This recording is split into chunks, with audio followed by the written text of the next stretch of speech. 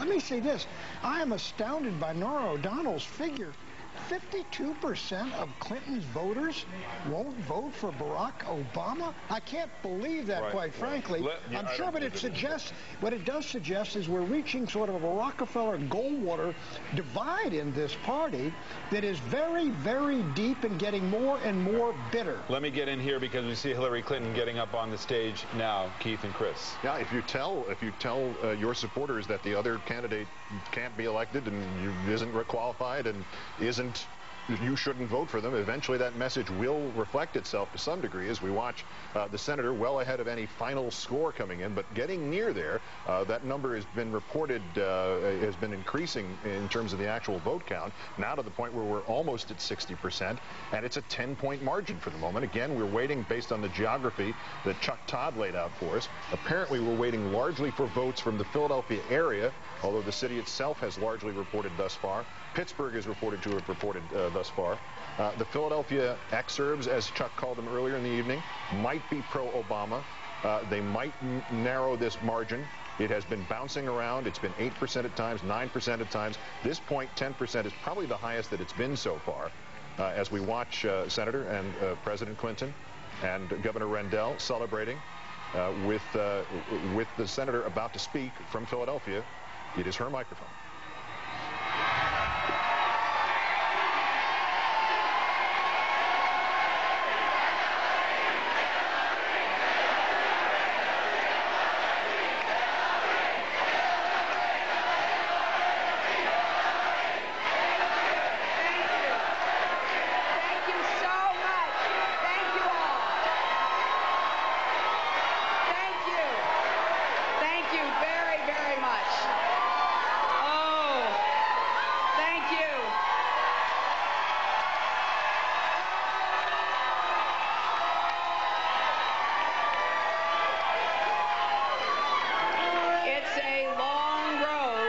To 1600 Pennsylvania Avenue, and it runs right through the heart of Pennsylvania.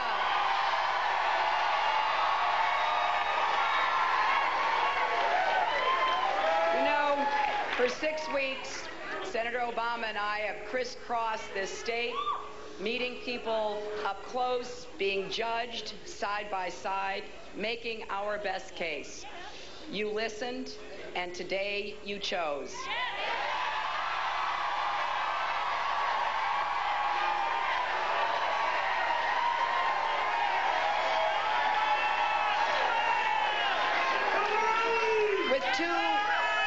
With two wars abroad and an economic crisis here at home, you know the stakes are high and the challenges are great. But you also know the possibilities. Those possibilities are endless if we roll up our sleeves and get to work with a president who is ready to lead on day one.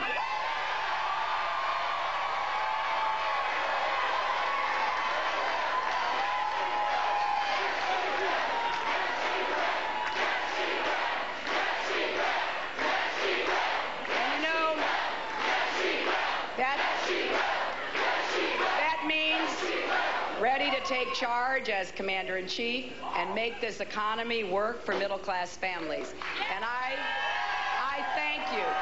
I thank you, Pennsylvania, for deciding I can be that president.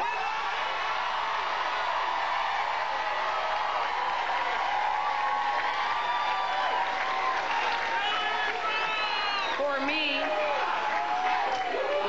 me, the victory we share tonight is deeply personal. It was here in Pennsylvania where my grandfather started work as a boy in the lace mills and ended up as a supervisor 5 decades later. It was here where my father attended college and played football for Penn State. And I am back here tonight because of their hard work and sacrifice. And I only wish they could have lived to see this moment. Because in this election, I carry with me not just their dreams, but the dreams of people like them and like you all across our country. People who embrace hard work and opportunity, who never waver in the face of adversity, who stand for what you believe and never stop believing in the promise of America.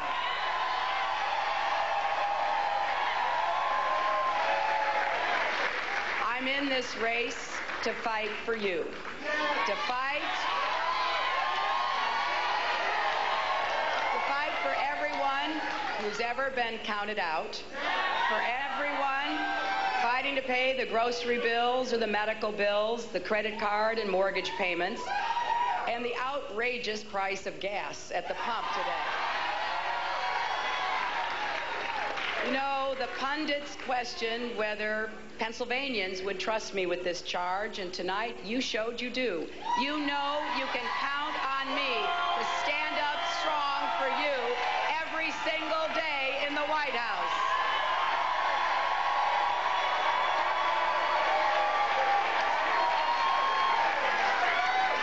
This is a historic race, and I commend Senator Obama and his supporters tonight. We are, in many ways, all on this journey together to create an America that embraces every last one of us. The women in their 90s who tell me they were born before women could vote, and they're hopeful of seeing a woman in the White House. The mothers and fathers at my events who lift their little girls on their shoulders and whisper in their ears, "See, you can be anything you want."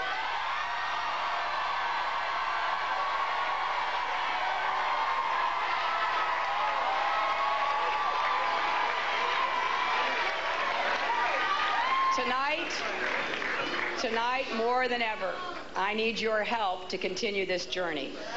This is your campaign, and this is your victory tonight.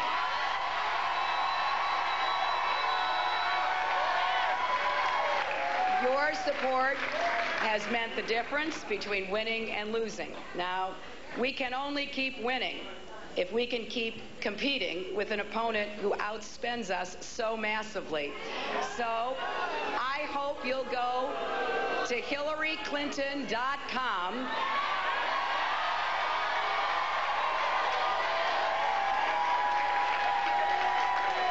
and show your support tonight. Because the future of this campaign is in your hands.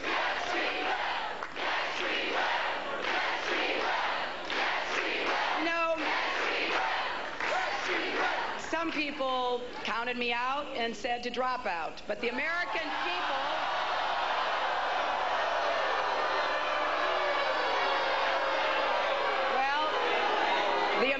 people don't quit, and they deserve a president who doesn't quit either.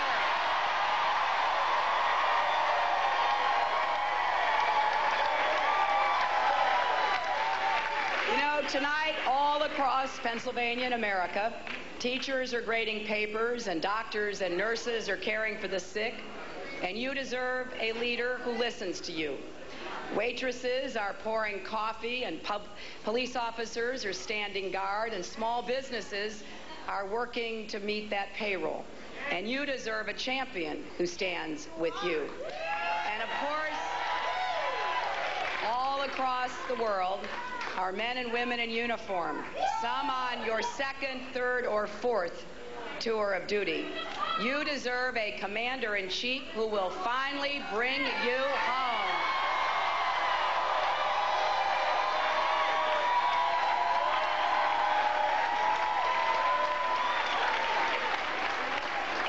Who will rebuild our strained military, do whatever it takes to care for our veterans wounded in both body and spirit. Today, here in Pennsylvania, you made your voices heard. And because of you, the tide is turning.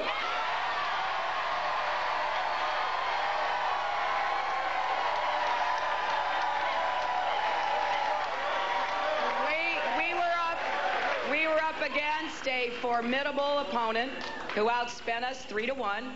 He broke every spending record in this state, trying to knock us out of the race. Well, the people of Pennsylvania had other ideas today.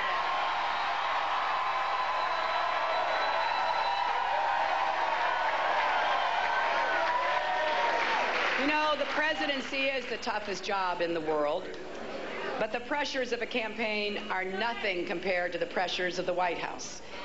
And today, Pennsylvanians looked through all the heat and saw the light of a brighter tomorrow, a tomorrow of shared prosperity and restored world leadership for peace, security, and cooperation. After 7 long years of President Bush, we've got our work cut out for us, and we don't have a minute to waste. So it's high time we stop talking about our problems and start solving them. And that is what